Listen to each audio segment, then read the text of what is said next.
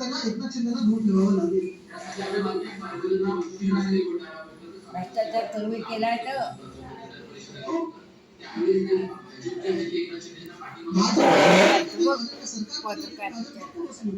आता कदाचित निवडणूक येतात म्हणून भाजपने विषय घेतला किंवा त्यांच्या डोळ्यात तो गुंड असतील, जे काही असेल मी चांगले संकेत समजतो. आणि फडणवीस साहेबांनी चौकशी लावावी की तत्कालीन मुख्यमंत्री, तत्कालीन म्युन्सिपल कमिशनर, तत्कालीन दोन्ही पालकमंत्री ह्याच्यात घोटाळा किंवा अनियमितता काही हात आहे का ह्याच्यात तरी मग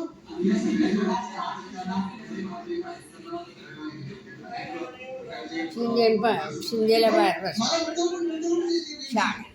की सीसीटीव्ही लावणार आणि अमुक करणार काय झालं तर नाही. पण आपण सगळं भाजपला जाग आलं त्याच्यात पुढचं पाऊल काय ते भाजपने दाखवलं पाहिजे. एकनाथ शिंदे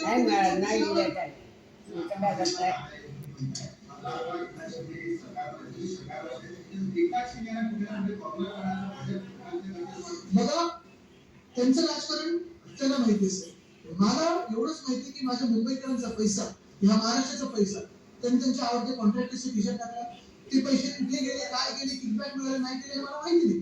पण जे मी तुम्हाला त्यावेळी दाखवलं होतं 15 जानेवारी 2023 ला मी पत्रकार परिषद घेतली होती आणि त्यावेळी तुम्हाला दाखवलं होतं की कसं 5च कॉन्ट्रॅक्टर्सना सेटिंग करून हे त्यांना सगळे कॉन्ट्रॅक्ट मिळाले. 5 पॅकेज 5 कॉन्ट्रॅक्टर किती अमाऊंट मग त्यांना किती त्यांना सहन नाही होत आहे, सहन होत नाही आहे.